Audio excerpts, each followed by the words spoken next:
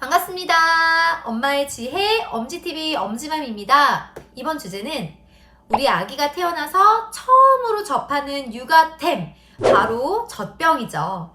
이 젖병의 소재별로 사실 어떤 차이점이 있는지, 교체 주기는 어떻게 되는지, 그리고 젖병은 얼마나 구비해야 하는지 굉장히 궁금한 것들이 많은 이 초보맘들을 위한 영상을 준비했습니다. 오늘의 주제 이름하여 신생아 젖병의 모든 것입니다. 오늘도 끝까지 시청 부탁드립니다. 네, 우선 저도 신생아 젖병을 준비할 때 가장 헷갈렸던 게 젖병의 재질, 소재별로 어떤 차이가 있고 도대체 뭐가 좋은 건지 굉장히 많이 헷갈렸어요. 그리고 또 어떤 소재의 젖병은 열탕 소독을 하면 안 된다. 또 어떤 거는 젖병 소독기에 들어갈 수 없다. 굉장히 명확하게 정리된 정보가 없어가지고 저도 굉장히 고민을 하다가 결국 가장 대중적인 것, 그리고 또 지인들이 추천해주는 제품, 이런 걸 선택했던 기억이 나는데요. 이 영상을 보시는 엄지 마마님들 중에는 PES, PP, PPUS 이런 또 PP, 이렇게 뭔가 소재의 차이가 무엇인지 아직 잘 모르겠다라고 하시는 분들도 계실 것 같아요. 그리고 엄지맘이 육아를 하면서 알게 된 사실은 이 소재별로 젖병을 중간에 교체해줘야 되는 시기가 있다라는 거예요. 진짜 깜짝 놀랐습니다. 엄지맘은 하나를 가지고 돌이 지날 때까지 썼어요. 그래서 이제 우리 엄지 공주한테 다시 한번 이 자리를 빌어서 무지했던 엄마를 용서해 주렴이라고 사과를 하고 싶습니다. 부디 이 영상을 보시는 엄지 마마들 중에는 저 같은 이런 잘못된 행동을 반복하는 분이 없기를 바라면서 제가 알고 있는 모든 정보와 노하우를 전달하도록 하겠습니다. 우선 젖병을 몇 개나 준비해야 되나요? 라고 궁금해 하시는데요. 출산용품 준비 리스트 편에서도 엄지맘이 말을 했지만 사실 육아용품 준비하시면서 가장 늦게 준비하셔도 되는 게 바로 이 젖병이에요. 왜냐하면 우리가 출산을 하고 나서 병원이나 조리원에 가서 우리 아이 젖을 물려봐야지 내가 완모가 가능한지, 아니면 혼유를 해야 되는지, 아니면 단유를 하고 완전 분유로 갈아타야 되는지 이게 결정이 됩니다. 나의 지금 현재의 상태로 예측을 할 수가 없는 거기 때문에 이거는 반드시 출산 이후에 조리원에서 여러분들이 젖병의 개수를 선택하시면 되겠고요. 그런데 분유를 먹는 아이와 모유를 먹는 아이 둘 다 기본적으로 젖병을 하루에 3개 정도, 그리고 4개 정도, 3, 4개는 구비해 두실 걸 추천을 드려요. 왜냐하면 엄마가 젖병 하나, 2개를 지금 이용했는데 바로 또 세척을 해가지고 건조를 하고 말리고 이런 시간이 있어요. 그러다 보니까 이거는 엄마의 하루 루틴, 생활의 편의를 위해서 세척하고 건조되는 시간까지를 감안한다면 여유 있게 3, 4개 정도는 필요하다라고 말씀드릴 수 있겠습니다. 엄지맘도 혼유를 했고요. 분유와 모유를 번갈아서 먹였는데 저도 그때 3개를 구비하고 하나를 추가로 받고 나왔어요. 그래서 총 4개의 젖병을 가지고 돌려서 우리 아기에게 수유를 했던 기억이 있습니다.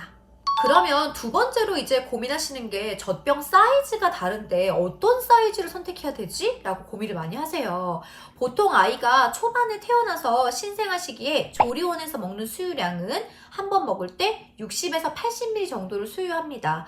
그렇다고 해서 우리가 그렇게 작은 용량의 젖병을 사기에는 사실 이용 시기가 너무 짧아지게 돼요. 왜냐하면 아이의 배코리에 따라 달라지겠지만 120ml, 100ml 이상을 또 금방 먹게 돼요. 그러다 보니까 처음부터 그러면 몇 ml를 사야지 가장 좀 가성비 좋게 오래 쓸 수 있을까? 무지했던 초보맘 엄지맘은 무조건 큰 거 쓰면 안 돼? 큰 거 사서 그냥 처음에는 요만큼, 나중엔 점차 늘리면 되지 라는 생각을 했어요. 그런데 이게 단점이 뭐냐면요. 예를 들어서 200ml짜리 용량 젖병에 실제로 60ml, 80ml만 타서 먹이게 되면은 남는 공기가 훨씬 더 많게 되죠. 그러면 아이가 아무리 잘 먹는다라고 해도 이 공기가 배에 유입돼서 배가 가스가 차거나 배앓이를 할 확률이 굉장히 높아집니다. 그렇기 때문에 되도록이면은 그 시기에 맞는 용량에 조금 더 플러스된 미리수를 사실 것을 추천을 드립니다. 그러면 도대체 신생아 시기에는 몇 미리를 사는 게 가장 좋은가요? 라고 궁금하시죠? 말씀드린 것처럼 보통 60에서 80ml를 태어나서 30일 동안 수유 평균량이기 때문에 저는 160ml 정도의 젖병을 초반에 구입해서 한 3개, 4개 정도를 구비해서 쓰시다가 교체 시기에 따라서 조금 더 큰 사이즈로 교체해서 이용하실 것을 추천드립니다. 보통 시기로 따져서 본다면은 생후 6개월까지는 160ml 정도의 젖병으로도 충분히 가능하고요. 이후에 우리 아이가 이제 잘 먹고 수유량이 늘어났다라고 하면은 240ml짜리로 바꿔서 교체하시면 되는데요. 진짜 잘 먹는다라고 하시면 300ml짜리의 큰 젖병을 사시는 분들도 봤습니다. 네, 평균적으로는 160ml짜리에서 240ml짜리로 중간에 한번 6개월 시기에 교체를 해서 갈아타실 것을 권장드립니다. 자, 그러면 이제 6개월이 평균적으로 교체 시기라고 했는데 모든 젖병 소재가 교체 시기가 6개월 주기는 아니고요. 젖병의 소재마다 이 교체 시기가 조금씩 상이한데요. 제가 소재별로 언제 교체를 하는 것이 좋은지 권장되는 교체 시기를 정리해서 알려드리도록 할게요. 우선 가장 대중적으로 쓰는 PES, PPSU 같은 경우에는 3개월에서 6개월 정도 사이에 교체를 하라고 권장을 드립니다. 3개월과 6개월은 너무 기간 차이가 큰데 그러면 3개월에 하는지 6개월 하는지 너무 헷갈리시죠? 네, 바로 이 교체 시기는 젖병을 딱 봤을 때 뭔가 잔 스크래치가 많이 나 있고 처음에는 투명했는데 점차 이 젖병이 뿌옇다라고 느껴지시면 그때에는 잔 스크래치가 많아진 거니까 교체를 하셔야 되는 시기입니다. 그럴 때는 6개월까지 기다리지 마시고 3개월밖에 되지 않았더라도 한번 교체를 해주실 것을 추천을 드립니다. 두 번째로 PP 소재의 젖병인 경우에는 3개월을 주기로 교체를 하라고 권장을 드리고 있습니다. 다음 실리콘 소재 같은 경우에는 좀 더 내구성이 강하기 때문에 교체 시기가 길어져요. 그래서 실리콘 소재는 6개월에서 12개월 정도로 교체 시기를 두고 있고요. 유리나 세라믹 같은 경우에는 물론 무겁다는 단점은 있지만 이것도 역시 굉장히 내구성이 강하고 제품에 대한 내구성이 강하다 보니까 교체 시기는 사실 유리가 깨지거나 혹은 잠금이 가 있거나 아까 말씀드린 것처럼 뭔가 뿌옇게 변질이 되었거나 이랬을 때를 제외하고서는 반영구적으로 사용이 가능합니다 라고 안내를 드리고 있습니다. 또한 지금 방금 말씀드린 교체 주기 외에도 엄지맘처럼 혼유를 하는 아이는 아무래도 한 개의 젖병을 다시 사용하게 되는 그 시기가 굉장히 텀이 길죠. 네, 4개를 가지고 돌아서 썼기 때문에 하루에 하나의 젖병을 한 번밖에 쓰지 않는 거예요. 그런데 만약에 완모를 하고 있는 엄마 같은 경우에는 이 한 개의 젖병을 세척해놓고 저녁에 한 번 더 쓰게 되면 하루에 2번씩 쓸 수 있겠죠. 그렇기 때문에 사용 시기는 사실 얼마나 자주 사용하냐에 따라서도 더 단축될 수도 더 길어질 수 있는 거니까 본인의 사용, 이용 횟수 이걸 좀 고려하셔가지고 교체하시면 되겠습니다. 자, 그럼 엄지맘이 진짜 헷갈렸었던 도대체 PPS는 뭐고 PP는 뭐야? 뭐가 좋은 거야? 라는 이 질문에 제가 한번 답변을 해보도록 할게요. 이렇게 젖병에 PPSU, PP 이렇게 붙어있는 알파벳은 젖병의 소재를 줄인 말이라고 보시면 됩니다. 그래서 PPSU 같은 경우에는 폴리페닐 설폰 재질의 젖병이다 라고 이렇게 표기를 줄임말로 해놓은 건데요. PPSU가 가장 대중적으로 많이 쓰는 소재라고 보시면 됩니다. 그리고 열에도 강하고 충격에도 강한 내구성이 굉장히 좋은 소재라고 보시면 되는데요. 근데 이게 아무래도 소재가 좋다 보니까 사실 원가가 조금 높아서 젖병의 가격 자체도 굉장히 상대적으로 다른 소재들에 비해서는 좀 높다라고 이해하시면 될 것 같아요. 이 소재가 주로 항공기, 비행기에 사용되는 그런 부품이나 의료기기 등에 사용되는 소재라고 하니까 얼마나 강한지 여러분들 아시겠죠? 열뿐만 아니라 이렇게 떨어뜨리거나 이런 충격에도 굉장히 강하기 때문에 깨지거나 금이 갈 위험에서 굉장히 상대적으로 안전하다라고 이렇게 광고를 하고 있고요. 그리고 고급 플라스틱에 속하고 있는 소재이다 보니까 우리가 열탕 소독을 하거나 아니면은 젖병 소독기에 넣어서 소독을 하더라도 어느 쪽의 소독법을 선택하셔도 변형이나 변색 이런 것들이 있지 않다라고 결과가 나와 있습니다. 대부분의 요즘 메이저 젖병 회사들이 사용하는 소재이다 보니까 여러분들이 알고 계시는 대부분의 대중적인 브랜드들은 PPSU 소재다라고 여러분들 이해하실 수 있고요. PES 소재보다 내열성이 강해서 내열성이 208도라고 해요. 그래서 반복해서 살균을 하거나 오랫동안 열탕 소독을 해도 변형이 없다라는 것이 최대 장점이라고 말을 할 수 있겠습니다. 다음 두 번째 소재가 바로 PES입니다. 이거는 폴리에테르설폰 재질이라고 하는데요. PES는 가벼워요. 네, 그래서 가볍고 열과 충격에도 강한 소재다라고 소재에 대한 설명이 나와 있습니다. 그런데 이 PPSU가 208도에 버티는 반면에 이 PES는 상대적으로 더 낮은 180도 정도까지 열에 버틸 수 있다라고 나와 있어서 PPSU보다는 좀 더 열에 약하다라고 표현할 수 있고요. PPSU에 비해서는 원가가 상대적으로 저렴하기 때문에 젖병의 가격 자체도 상대적으로 저렴하다라고 이해할 수 있겠습니다. 다음으로 PP라고 써있는 이 소재는요. 폴리프로필렌 재질이라고 보시면 되는데요. PP 소재의 젖병은 내구성이 약하고 그리고 소재 자체도 흠집이 좀 스크래치가 잘 나는 소재다라고 이해하시면 될 것 같아요. 그래서 다른 젖병들에 비해서 상대적으로 교체 주기도 빨리 3개월 주기로 교체를 하셔야 되고 잔기스가 날 확률도 굉장히 높다라고 하는데요.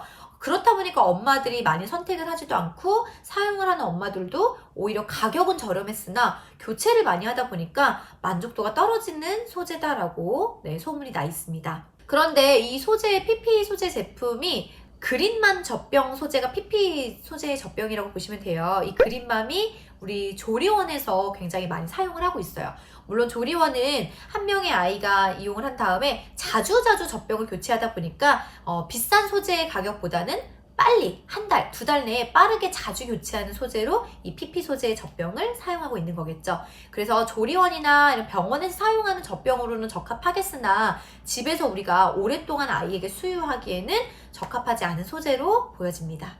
150도 정도의 온도에서 버틸 수 있다라고 하고요. 그렇기 때문에 열탕 소독을 할 때에는 오랫동안 소독하는 것보다는 30초 이내로 짧게 소독을 하고 꺼낼 것을 추천드려요.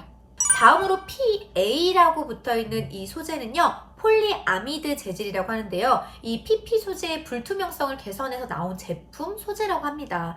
흔히 이거를 나일론이라고 불리고 있는 그런 플라스틱 소재이고요. 가벼우면서 내구성이 좋은 것이 특징이지만 이 PP 소재에 비해서 가격이 좀 비싸다라는 이 단점이 있고요. PA 젖병은 시중에 많이 나와 있지도 않아요. 그리고 환경 호르몬이나 미세 플라스틱 관련된 이슈는 없지만 이게 연구 결과도 많지 않기 때문에 이게 뭔가 안전하다라고 확실하게 말씀드리기는 좀 난해한 소재인 것 같습니다. 다만 이 PA 소재는 우리 조리도구 관련해가지고 2019년에 베를린 연방 위험평가연구소에서 폴리아미드, 이 PA 성분으로 만든 주방기구는 가급적 뜨거운 음식과는 짧게 접촉해야 된다. 왜냐하면은 이런 플라스틱 성분이 나올 수 있어서 음식으로 이동하지 않도록 좀 주의해라라는 연구 결과가 있었습니다. 그 말인즉 열에 약하다라는 뜻이고 열이 가해졌을 때 미세 플라스틱 성분이 나올 수도 있다라는 얘기니까요. 아이 젖병으로 소재를 선택할 때에는 개인적으로 좀 불안하지 않나라는 생각이 들어요. 다음으로 이제 특수 소재로 실리콘 소재가 있고요. 또 유리, 트라이탄 이런 재질이 있는데요. 우선 실리콘 소재는 실리콘이 대부분 보편적으로 그립감이 굉장히 좋아요. 그래서 그립감이 좋다는 게 가장 큰 장점이지만 이게 그래도 상대적으로 다른 소재들에 비해서 무겁고요. 그리고 쉽게 갈변이 되거나 플라스틱 소재에는 미세한 먼지들이 잘 붙습니다. 떨어지지도 않고. 그러한 단점이 있다는 걸 좀 고려하시면 좋을 것 같습니다. 다음으로 트라이탄 재질은 이 미국에서 연구 개발이 된 소재이고요. 환경 호르몬이 검출되지 않아서 굉장히 안전한 소재다라고 알려져 있는데 이 PPSU 소재보다는 융점이 훨씬 높아서 의료장치들에서도 굉장히 사용이 많이 되는 소재라고 합니다. 그리고 식기세척기에서도 사용이 되고 있는 소재인데요. 역시나 굉장히 비싼 가격이 한계점이고 단점이라고 말씀드릴 수 있겠어요. 우리나라에서는 트라이탄 재질이 많지는 않다라고 하고요. 대표적으로 사용되는 아기 용품에는 이 소재가 와우컵이라는 이 브랜드 제품의 소재로 사용이 되었다고 합니다. 다음으로 유리 재질. 우리 왜 락앤락이나 이렇게 반찬통들도 보면 플라스틱보다는 유리 소재의 반찬통이 굉장히 강하고 냄새도 잘 배지 않고 때도 잘 타지 않고, 그런데 단점은 유리는 무겁다라는 거예요. 또 그리고 잔금이 가거나 했을 때 그게 육안으로 확인이 빠르게 되지 않으면은 오히려 내부에서 금이 갔을 때 위험해질 수 있다라는 것이 단점이죠. 우리가 안에서 깨진 거를 모르고 아이가 그걸 먹게 됐을 때 위험에 노출될 수가 있기 때문에 엄지맘은 개인적으로 무겁고 괜히 비싼 이런 유리 소재보다는 안전하고 대중적인 다른 소재의 젖병을 추천드립니다. 우리가 젖병의 교체 주기를, 젖병에 기스가 났거나 젖병을 딱 봤을 때 잔기스가 나면은 뿌옇게 불투명해지는 현상이 나타나요. 그런 것들을 보면 알다시피 여러분들이 세척이 얼마나 중요한지를 아마 좀 감을 채셨을 텐데요. 그래서 아기 전용 세척 솔로 여러분들이 이용하실 걸 추천드리고요. 굉장히 부드러운 스펀지 형태의 이 젖병 소독 세척 솔로 여러분이 젖병 세척을 해주실 것을 추천드립니다. 그러면 젖병을 브랜드마다 사실 이 소재를 여러분들이 찾아보시기가 참 귀찮고 어렵죠. 그 귀찮은 거는 엄지맘이 대신 해드리도록 하겠습니다. 신생아 젖병에 나와 있는 대중적인 브랜드들 중에서 PPSU 그리고 유리로 함께 안전하다라고 되어 있는 그런 젖병 브랜드를 제가 먼저 좀 소개를 해드리도록 할게요. 우선 가장 국민 젖병인 더블하트가 여기에 포함이 돼요. 더블하트는 사실 가장 많이 쓰는 제품인데 개인적으로는 사실 이게 일본 제품이라서 막 강추를 하고 싶진 않고 엄지맘은 실제 쓰진 않았어요. 그런데 그래도 가장 대중 인기템이기 때문에 안전하게 오랫동안 쓰고 있다는 건 그만큼 문제가 없는 제품이다라고 말할 수 있을 것 같고요. 역시 특히나 더블하트에서 엄지맘이 진짜 추천하는 거는 이 모유실감 젖꼭지. 네, 이게 진짜 엄지맘처럼 모유랑 분유를 혼유하는 엄마들도 이 아기가 거부감 없이 잘 무는 젖꼭지로 유명합니다. 참고하시기 바랍니다. 다음 두 번째가 이제 모윰 젖병이 있고요. 그 다음 유미 젖병, 닥터 브라운 젖병, 헤겐 젖병, 네, 스펙트라 젖병, 그리고 이런 것들이 여러분들이 다 포함이 된다고 보시면 되는데요. 개인적으로 엄지맘은 유리 젖병인지도 모르고 수아비넥스 유리 젖병을 썼었어요. 정말 무지했던 지난날의 저를 누가 혼내주세요 좀. 네. 교체도 안 하고 이 소재가 뭔지도 모르고 그냥 디자인만 보고 예쁘다라고 해서 샀는데 이 영상을 보시는 엄지마마님들은 꼭 이 영상을 통해서 눈을 뜨시고 어떤 소재, 어떤 브랜드를 내가 결정할지 현명하게 선택하시면 좋을 것 같아요. 미리수, 교체 시기, 소재 잘 선택하셔서 우리 아이와 엄마에게 꼭 맞는 브랜드 제품을 선택하시기 바라겠습니다. 오늘 영상이 도움이 되셨기를 바라면서 여러분들의 선택, 그리고 여러분들의 다양한 질문이나 의견들 요 아래 댓글과 네이버 카페에 오셔가지고 소통했으면 좋겠습니다. 여러분들 좋아요와 구독, 알림 설정은 사랑입니다. 그러면 다음에도 유익한 정보로 또 인사드리도록 하겠습니다. 감사합니다.